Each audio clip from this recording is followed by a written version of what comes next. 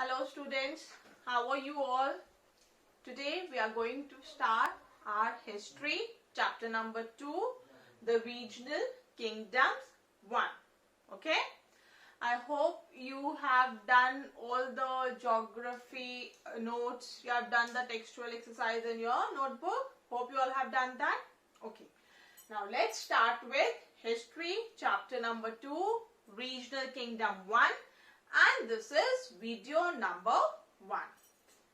Now, if you remember in history chapter 1, the medieval period, I was telling you how we rose from the ancient period to the medieval period.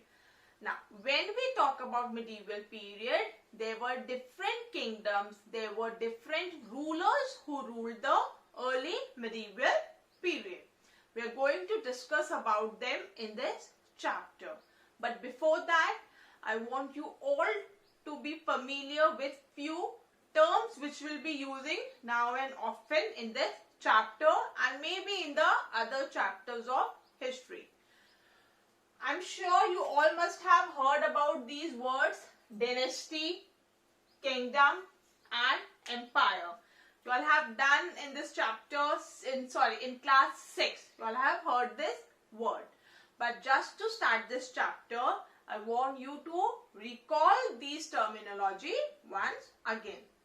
Now, when I say dynasty, dynasty means it is the line of hereditary rulers of a country. Okay, dynasty means a line of hereditary rulers of a country. Then comes kingdom. Kingdom is a country, a state or a territory which is ruled by a king or queen. That is called kingdom. Clear? This dynasty means a line of hereditary rulers of a country. Then comes the kingdom.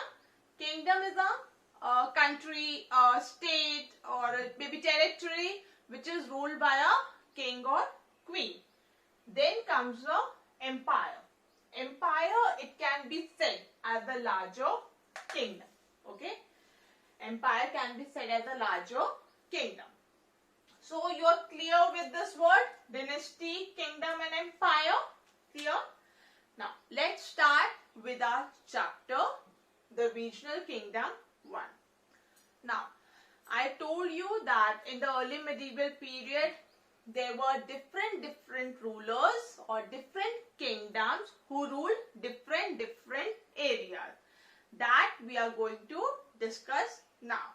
Now, those different kingdoms, like there was in the north, like when we talk about north, Deccan and south, in the north there were Rajputs, there was Gajniwads, there was Ghorets, Palas, Gurjara Pratiharas. Okay. Again, I'm telling you, when we say about north, in north, first of all, we had Rajputs. Then we had Gajniwads. Then we had Ghorets. Then we had Palas. And then we had Gurjara Pratiharas. We'll discuss about all this in the coming chapter. This is just an introduction to what all we are going to study now. Then in the Deccan, when we talk about the Deccan kingdom, we had Rajputs and there were other smaller kingdoms. Okay. Then come to the south. In south we have Pallavas, Pandyas and Cholas. These kingdoms you all have done in class 6 also. Okay. Now I'll be showing you in a map where is Gajniwad. I'll be telling you about Rajputa, the Deccan area and the south area. Just look carefully at that map. Also, when I'll be showing you the map, please open your map book also so that you can know where you are seeing those places. Okay. Just before going to the map, let us do once again this early medieval period. We had north, Deccan and the south. In the north, the first one, Rajputs, Gajniwads, Ghorets, then Gurjara Pratiharas. In the the Deccan we had Rajputs and other small kingdoms. Then in the south we had Cholas, Pallavas and Pandyas. Clear? Let me show you once again in the map, and then we will be starting with the north. Clear? Everybody? Good.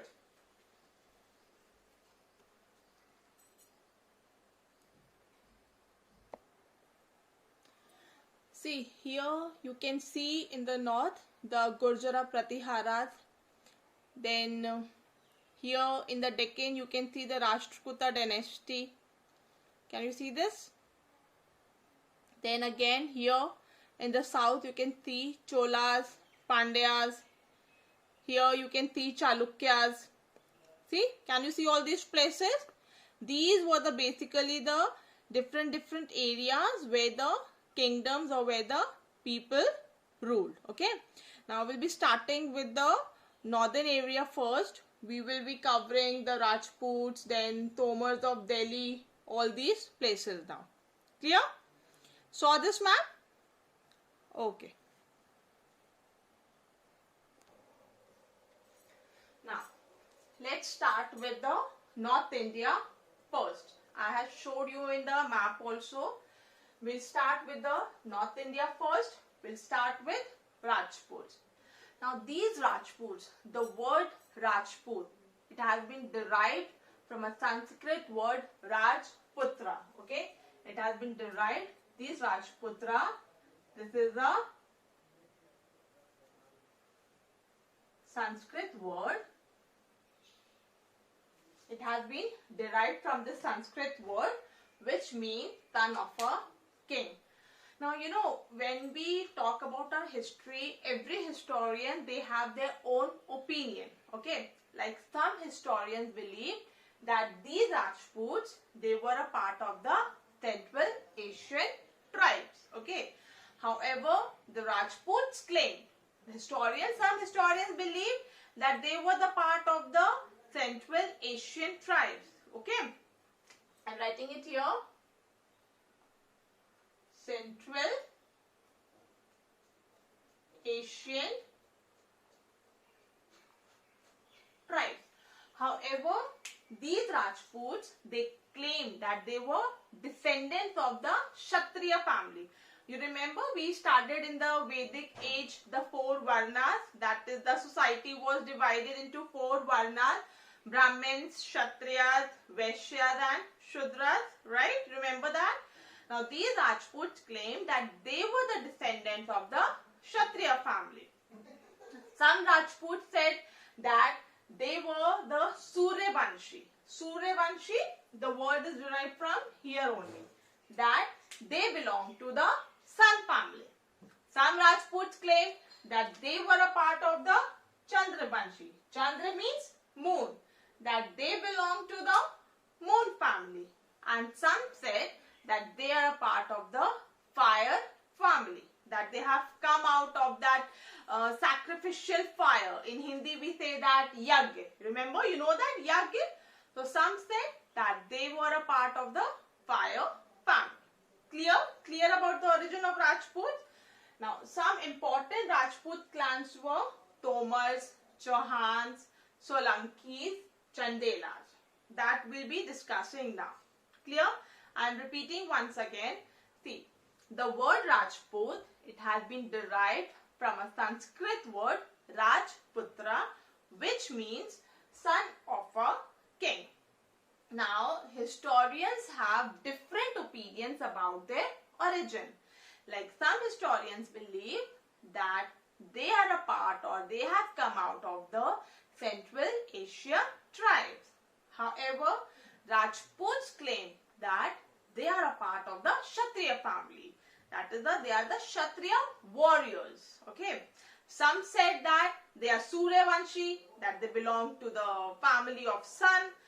Some said they are Chandravanshi, who belongs to the family of Moon. Some said they are the part of the Fire family, who has come from that sacrificial fire. Now, some of the important Rajput clans, they were Tomars, Solankis, Chandelas, okay, Chauhans. Clear? So this is all about Rajput. We will be discussing some important Rajput clans now. Clear? Shall we start with Rajput clans now? Okay.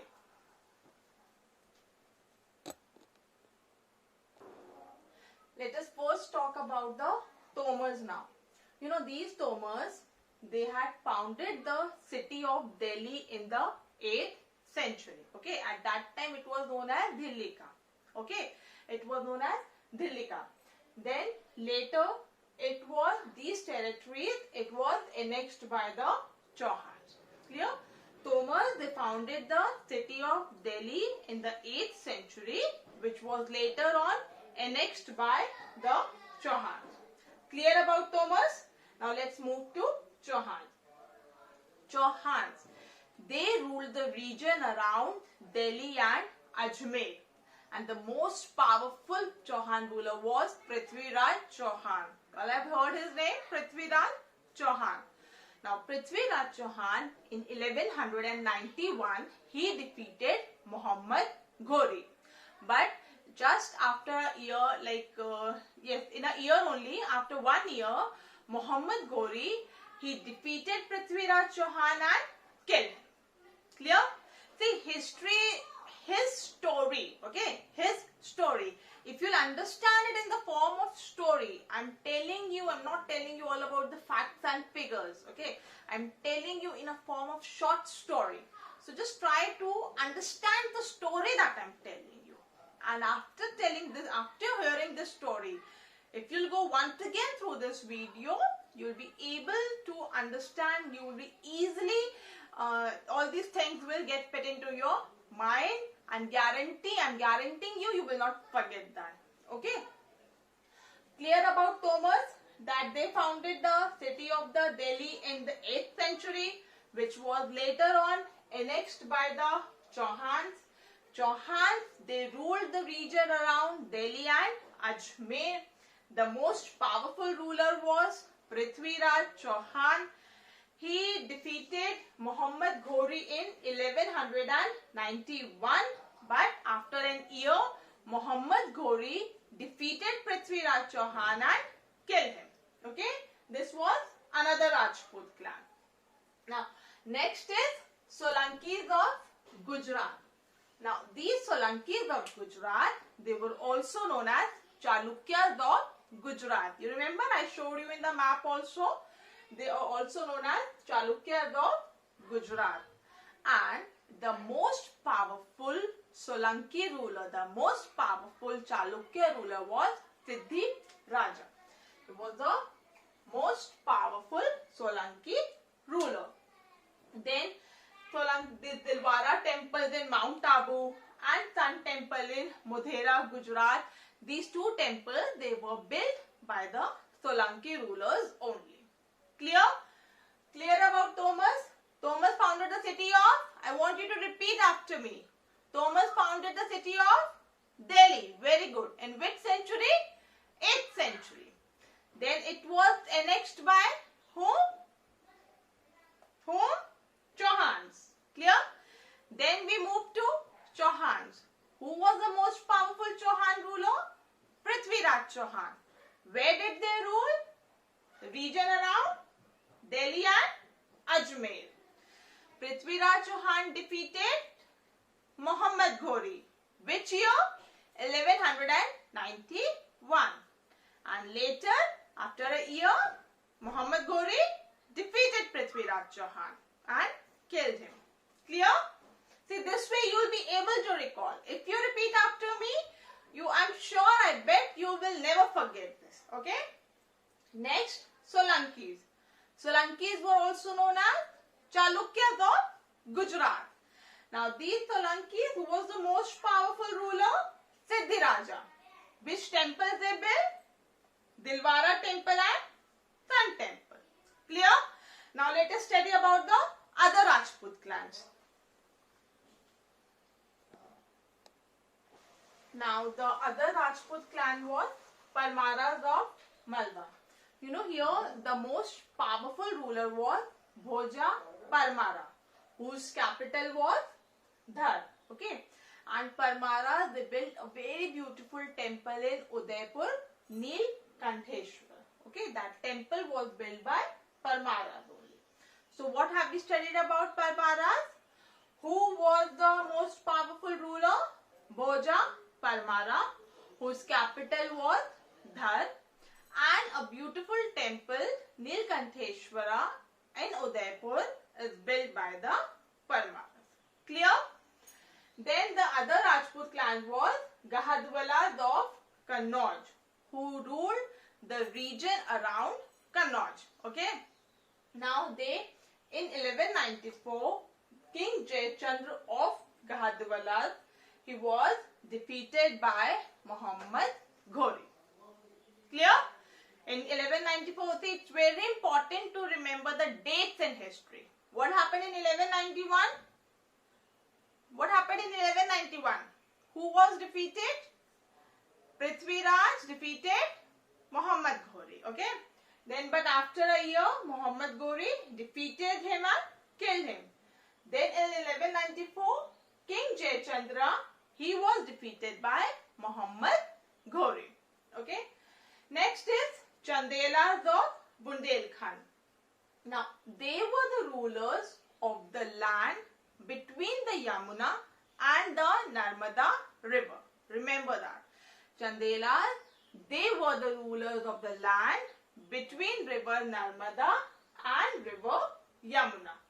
Their capital was Khajuraho. Khajuraho, you all know, it is famous for its beautiful temples. Okay. Then here the most powerful ruler was Kirti Varma. Clear? So today what all we studied? We studied different kingdoms in the early medieval period. Then we started with the North India today. Under North India, we have covered the Rajputs today. Okay? We'll be proceeding it into the next thing in my next video. Now I will be giving you a short assignment that you have to write in your notebook. Hope you all have understood what I have taught you today. Please go through this video once again. If you have any doubt, it will be cleared if you go through it once again. Clear? Let's write the assignment then. Very good.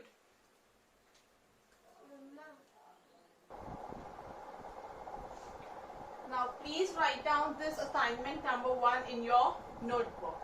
You will be writing History Chapter 2, Regional Kingdom 1, Assignment 1. Okay?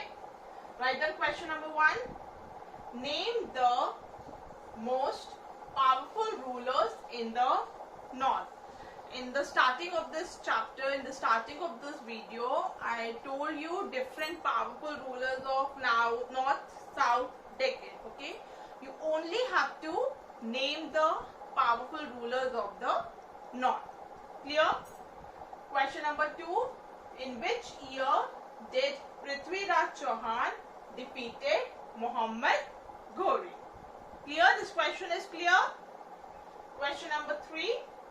Name the capital of the Chandela rulers and their most powerful ruler. Clear? You have to write their capital and the name of the most powerful ruler. Clear all these 3 questions? Do it in your notebook. We'll be meeting again in my video number 2 with the next topic of this chapter. Clear? Till then, take care, stay home, stay safe.